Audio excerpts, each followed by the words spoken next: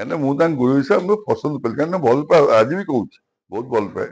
ଏଇଟା ପସନ୍ଦ ମୁଁ କଲି ନାହିଁ, କାହିଁକିନା ସେ ମାନେ ଘଟଣା କି ଯୋଉ କଥା ମୁଁ କହିଲି ସେ ସେଇଟାକୁ ଆଭଏଡ୍ କରିଗଲେ।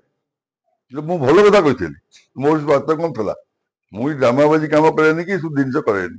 ମୁଁ ଯାହାକି ଧର୍ମ କଥା କହିବି, ଆଜି ବି ଯାହା କହିଛି ସେଦିନ ଘଟିବାକୁ ଗଲା ହେଲା। ମୁଁ କିନ୍ତୁ କହିଥିଲି ଯେ ପଥର ମୂର୍ତ୍ତି ଆପଣ କରନ୍ତୁ ନାହିଁ, ରଥରେ ବସିବେ ନାହିଁ, ଏଇଟା ମୁଖ୍ୟ କାରଣ ମୋର ଥିଲା। ତାପରେ ଯିଏ ଜଗନ୍ନାଥ ବାହାରୁ ଜଗନ୍ନାଥ ମୂର୍ତ୍ତି କିଣିକି ନିଅନ୍ତୁ କି କଣ କରନ୍ତୁ ସେ ଅଲଗା କଥା। ମେନ୍ ମୂର୍ତ୍ତିଟା ଆମେ ବି ମୂର୍ତ୍ତି ଅନ୍ୟ ଜିନିଷ ପ୍ରୟୋଗ କରି ବରାଦ ଦେଇଥିଲୁ, ସବୁ ସେ କ୍ୟାନସଲ କଲେ, ପଥର ମୂର୍ତ୍ତି ଆବୁଡି ନେଲେ। ଯୋଉ ପଥର ମୂର୍ତ୍ତି ମୁଁ କହିଥିଲି ମୁଁ ବସେଇ ମାନେ ଏ ଅଘଟଣ କରେଇବେ, ଆଜ୍ଞା ସେ ଅଘଟଣ କରେଇବେ। ଅଘଟଣ ହେଲା ନିଶ୍ଚିତ ଭଲ କଥା ମୁଁ ଆପଣମାନଙ୍କୁ କହିବି, ମୋର କଣ ଅଛି। ମୁଁ ତାଙ୍କୁ ମୁଁ ଆଜି ଚ୍ୟାଲେଞ୍ଜ କରୁଛି, ମୁଁ କୌଣସି ଦିନ ମମତା ବାନାର୍ଜୀ ଏତେ ସମ୍ପର୍କ, ମୁଁ କୌଣସି ଦିନ ମମତା ବାନାର୍ଜୀ କହିଛି ଏଇଟା ମତେ କରିଦିଅ କି ଏଇଟା ଜିନିଷ ମୁଁ ଜୀବନରେ କରି ଏ ଟିଭିକୁ ଚ୍ୟାଲେଞ୍ଜ କରି କହୁଛି ନା କେବେ କି ସତ ମୋ ସାଙ୍ଗେ ନହେଲେ ଗୋଟେ 14 କୋଟି ଲୋକର ପ୍ରତିନିଧି ଆମ ଘରକୁ ଆସିଥାନ୍ତେ ନା କଲେକ୍ଟର ବି କହୁଛନ୍ତି ଗଳି ଭିତରେ କିନ୍ତୁ ମୁଁ ଯିବି। ଆଜି ଚାହା ଜଳିକା ଭଲ ମୋର ସମ୍ପର୍କ ଥିଲା, ସବୁ ଥିଲା।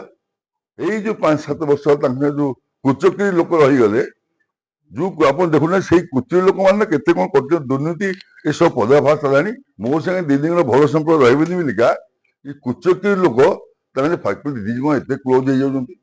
ମୁଁ ଗଲେ ଦିଦି ତାଙ୍କ ରୁମ୍ ଭିତରେ ମୋତେ ଡାକିବେ, ଆମେ ବସି ଅଧଘଣ୍ଟେ ମାନେ ଦୁଃଖ ସୁଖ ଭଲ ମନ୍ଦ ହବ, ଭଲ ମନ୍ଦ ଆଶୀର୍ବାଦ ଦିଅ। କଣ ଦୁଃଖ ସୁଖ ମୁଁ ରାଜନୀତି କରେ, ମୁଁ ତ ଜୀବନରେ ରାଜନୀତି କରେନି। ସେମାନେ ସେଟା ସହିପାରିଲେ ନାହିଁ, କୁଚକ୍ରୀ ଗୋଷ୍ଠୀ।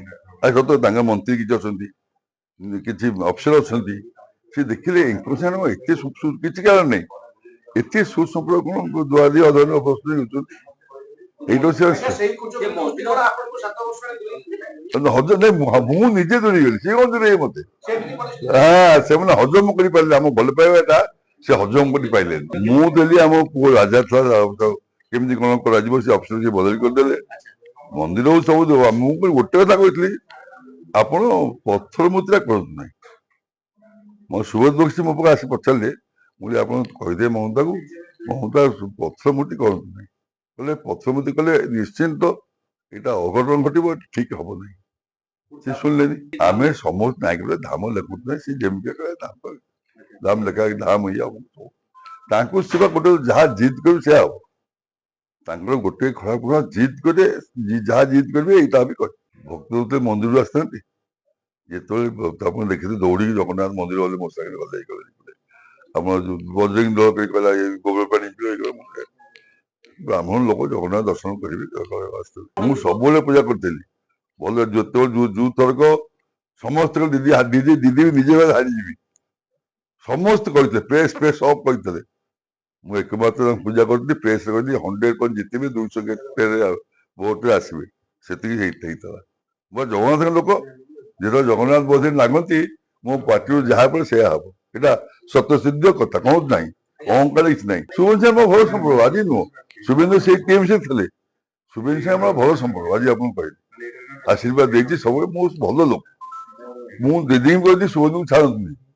ଯେତେବେଳେ ଶୁଭେନ୍ଦୁ ଆଇଲେ ଦଳରୁ, ମୁଁ ମମତା ନେଇ କହିଥିଲି ଶୁଭେନ୍ଦୁଙ୍କୁ ଛାଡ଼ନି। ପୁରା ପରିବର୍ତ୍ତନ ମୁଁ ଦେଖନ୍ତୁ, ଆପଣ କହିଲେ ଆଜି ସବୁ ଦୁର୍ନୀତିଗ୍ରସ୍ତ ଲୋକଙ୍କୁ ସେମାନେ ଧରିବେ, ଜମା ଛାଡ଼ିବେ ନାହିଁ। ଟିକେ ସରକାର ହେଇଯାଆନ୍ତି ମତେ ଆପଣ କହିବେ, କିନ୍ତୁ ଅଲରେଡି କେତେ ଲୋକଙ୍କୁ ଧରି ସାରିଲେଣି, କେତେ ଲୋକଙ୍କୁ ଧରି ଜାଣି କାହା ଡାଏରୀରେ ଲେଖା ହେଇଛି 600 କୋଟି, କାହା ଡାଏରୀରେ ଲେଖା ହେଇଛି 1000 କୋଟି ଲେଖା ହେଇଛି। ଓଡିଶାରେ ସବୁ ଜାଗାରେ କୁଚକ୍ରୀ ଅଛନ୍ତି, ସେଠା ଯୋଉ କୁଚକ୍ରୀ ଗୋଷ୍ଠୀ ମାନେ ବିଷାକ୍ତ ଗୋଷ୍ଠୀ।